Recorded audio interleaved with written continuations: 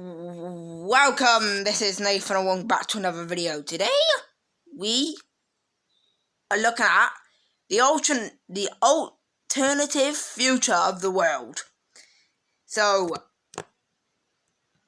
this is going to be a series, I hope. And this is going to be the wrap for episode 1. Come back in like a few months' time and just look at the episode 10 and you'll probably see how much has changed.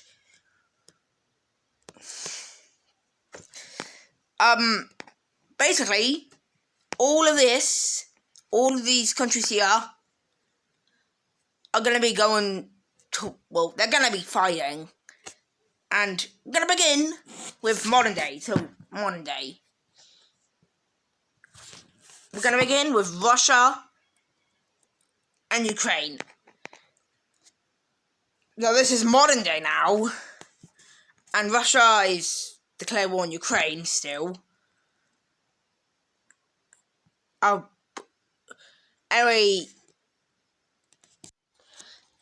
we see Ukraine looking something like this, and Ukraine is pushing Russia back more, but at this rate, Russia is fully mobilized. They say that they're losing this war and they are leaving it back to Crimea, so they fully declare war on Ukraine, which kind of activates NATO.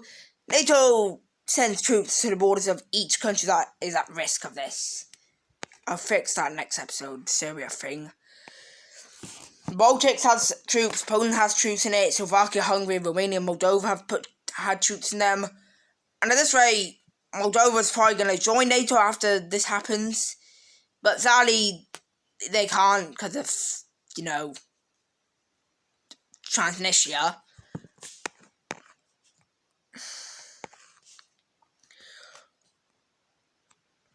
At this rate, Russia declares war and their entire army is mobilized, and Ukraine gets stomped. Kyiv is captured in the first couple of weeks of this mobilization. Bombs are sent everywhere. Bombs are hitting Odessa, which is a landing, and it's then captured. And we see parts of Ukraine get cut off. It's not looking pretty for Ukraine. And what makes it not even look more prettier for Ukraine is Belarus trying to get involved. Oops, that is not what I wanted. Please stop there. It's Belarus getting involved. Now, Ukraine on this rate is we're dead. Oops. There's a massive encirclement of troops and they're just killed.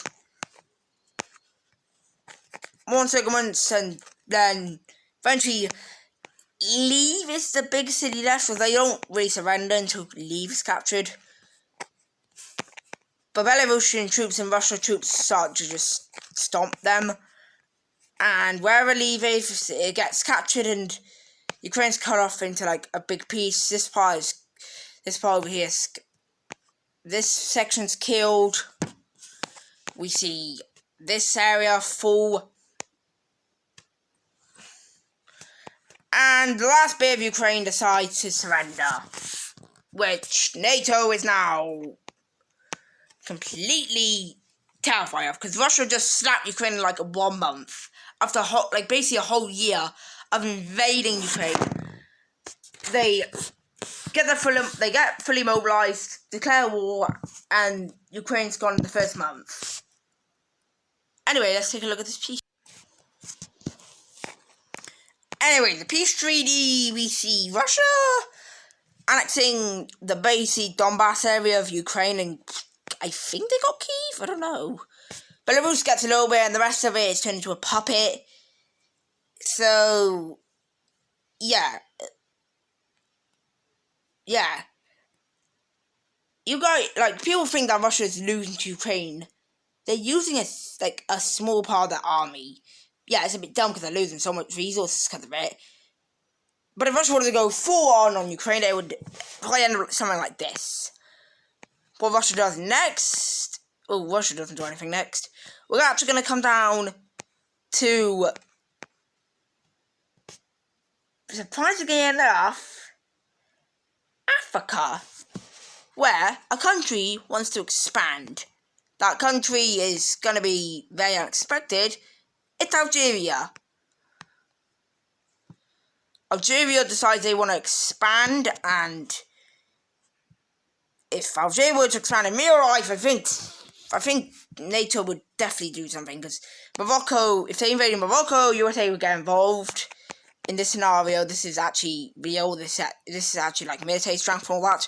So USA would get involved if they invaded Morocco. They wouldn't get involved if they did like an Algerian empire. And then when we see Algeria declaring war on Tunisia. Oh, wait a minute. So we see Algeria declaring war on Tunisia, and this kind of activates Africa. Algeria, one of the strongest countries in Africa, has just declared war on Tunisia. And nobody in Africa was expecting this, because, well, out of anybody you would expect to do, like, an invasion. Algeria, maybe, like, Egypt and Ethiopia, or alien Libya, or France and Algeria, but Algeria invading an African country, this actually activates a lot of stuff in Africa, and people are now starting to question Algeria. NATO tells Algeria to stop. Russia is even telling Algeria to stop it. China is neutral. China is also telling Algeria to stop. The countries that are kind of supporting Algeria here is Niger, Chad, Angola, and South Africa. Although USA isn't happy about it because Algeria is kind of breaking the rules. No matter how many people tell Algeria to not do this, Algeria just says to shut up. And sadly, Tunisia is now getting slapped. NATO, this is not a NATO member, although there is NATO countries that want to help get involved. Basically, the bomb of Tunisia is taken. Tunisia's coast is just taken, like, in the first few weeks as Algeria is just stomping them. Tunisia is captured, and Tunisia doesn't surrender, but they get slapped. Let's take a look at this. Algeria kind of annexes all Tunisia, and now Algeria is more hungry for land, so they kind of get an alliance with Niger, because Niger was helping them a lot in that war.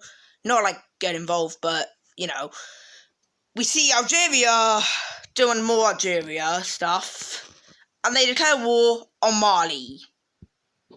Now, this was unfair against Mali, because Mali was actually helping Algeria. They were sending like, some resources and that, and now this is happening. And straight away, South Africa rips away from them, and everybody else rips away. And this causes East Africa, the East African Federation, this causes some events in Africa, like, basically what happens is, straight away, people want to form an alliance because everyone's scared of what's happening. So we see Uganda, Kenya, Tanzania, Burundi, and Rwanda form the East African Federation, which is what it was going to look like originally, but then DRC wanted to join and all that stuff. So now this is actually a regional power. DRC is rejected for now, and South Sudan is rejected because of what's going on with Sudan. DRC will be allowed into this if they fix their problems with the poorness and stuff, which this is like 2025 now, so that probably will happen.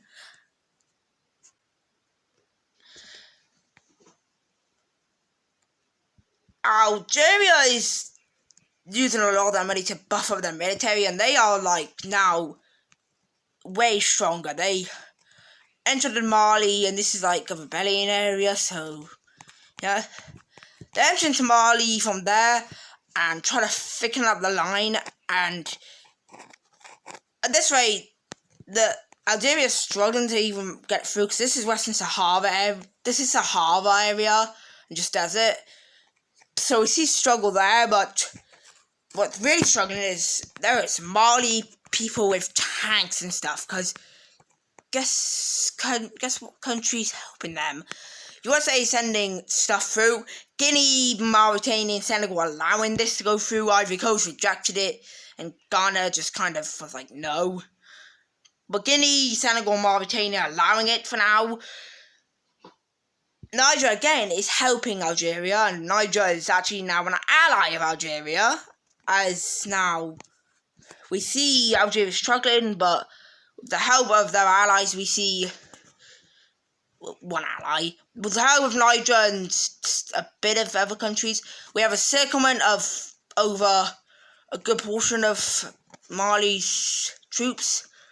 And after that, a spearhead is made to cut the country in half, which is stopped by a amount of troops, and the troops see are going to open it and cut Algeria in half and kill these troops, which Algeria is now damaged by that. Algeria continues to move through, though, as now they are trying to do stuff. But eventually, stalemate happens, and this is what it looks like for a few months. Although, the amount of Algerian troops now is just overwhelming. It's now overwhelming Mali, and we see something sad happen. Mali is cutting half, and do you want to know what's sad about this? Their entire army is flying over here, so the army does one last thing and push around the Algerians. They managed to cut off a little bit, but this army reconnects with the mainland, with Algeria, and troops flooding from all around. We see one last offensive from this team to try and connect back up with the mainland, but it fails and nearly happens, but they get pushed back.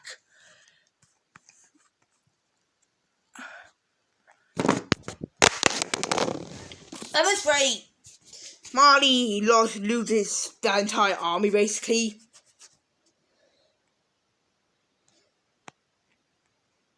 Mali loses, a good section of the army, and in the next following weeks, we have the complete collapse of Mali. Anyway, let's take a look at this peace treaty. Anyway, Algeria is by far the biggest country in Africa. Think of this. Maybe on the map, Africa doesn't look that big, probably same size as Asia. It is bloody massive. Algeria is now massive, probably nearly the same size as India at this rate. Or maybe even Argentina.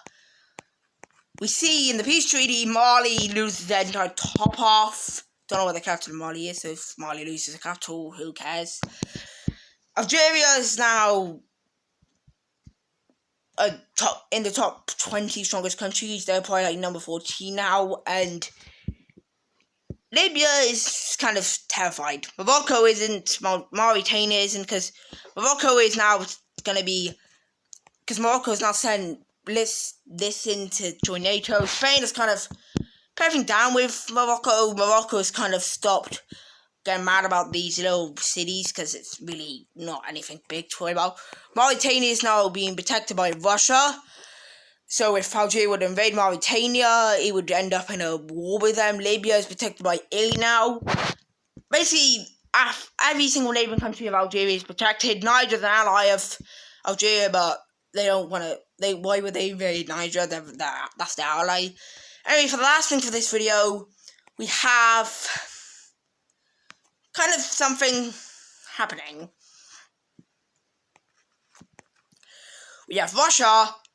No, actually, no, that's not my thing. Sorry, I forgot that was not my thing. We have Venezuela deciding to do a stupid idea, because Venezuela is hungry for land now. They've got to fix their economy. They're no longer in this timeline, it's 2026, so they fix their economy and everything. Yeah, 4 years now, so they fix everything 3 years. The entire economy is now fine, still got bad inflation, but the army's big, and they decided they want to declare war on Colombia and Guyana. Yeah, they just got over the whole inflation thing and the rebellions, and they decided to declare war on Guyana and Colombia, which of course activates Brazil, because Brazil's allies with Guyana and Colombia. USA gets activated. Why is that in Alaska? USA gets activated, and Venezuela realizes they've messed up. Russia sends supplies down there to help Venezuela, but I mean, are the supplies really gonna make it? Like, I'm pretty sure Venezuela's gonna get slapped here. So the war begins, and we actually see Venezuela make some moves. Venezuela sends troops down into this part of Colombia. It's more of a jungle here, so they struggle a little bit, but they manage to capture part of it. Colombian army's now there. They send troops into Guyana, but Guyana's a weak country, so Guyana starts to fall really quick because of some problems in the country. Guyana's capital is captured, and they start to fall, but they don't surrender. I know the capital of Guyana is Georgetown. Half of Guyana is taken, and it's most been taken. But now this is the problem. It's like a few weeks into war, and guess who's mobilized? Brazil and USA. In this timeline, USA is still number 1 by far. China's number 2, Russia's number 3. Brazil is now number 7 because they've been upgrading the army a lot. In real life, they're number 12 now, but now they're number 7. UK's 5th. India's 4th. Everything else is the same, except for Russia. Venezuela in this situation is like 32nd strongest, so I don't see why Venezuela's in finest war when they're gonna lose it. So straight away, the Americans are gonna, I don't even want to. The Americans land on the coast and just destroy everything. I know the capitals around this area, so the capital's taken,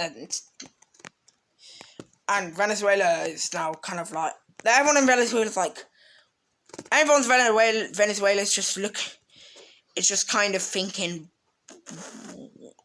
why did the Prime Minister do this again? This area is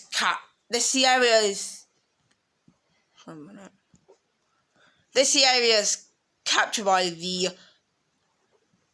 the Americans, and at this point, Venezuela goes on the offensive, but not for long. As at this rate,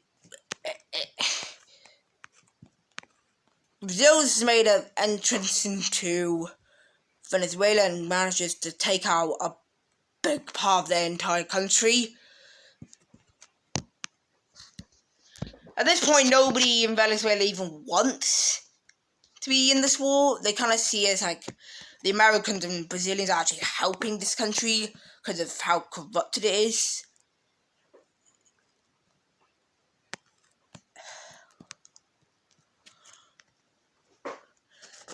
The Colombian army completely kicks Venezuela out of the country.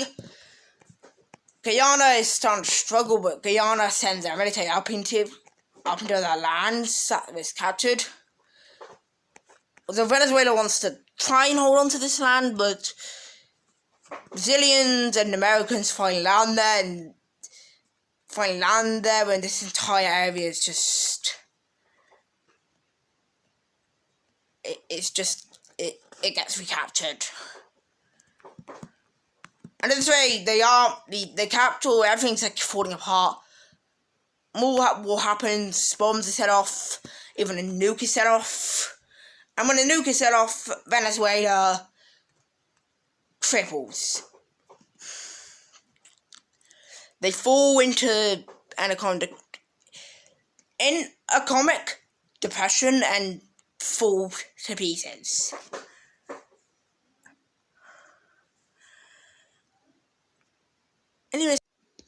Anyway, in this peace treaty, Brazil annexes the top bit of Venezuela. The border dispute between Guyana and Venezuela is settled. Colombia is given a bunch of land, probably the most land in this war. And the rest of Venezuela, that doesn't even exist. Venezuela will probably just probably just 4 and turned into like 5 little countries, is turned into a US state puppet. So now this government is pro-American. Same with how Ukraine has been turned into a pro-Russian puppet. And this world is now probably in 2028. Not saying this would happen, this is all fake.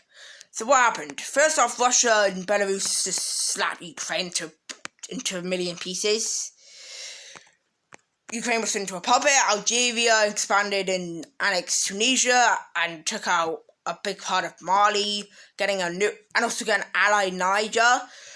These Tanzania, Uganda, Kenya, Burundi, and Rwanda have united into the East African Federation, which is showing some support.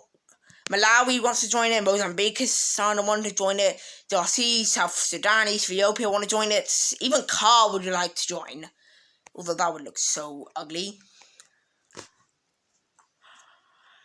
Anyway, I hope you enjoyed this video, and I'll see you in the next one.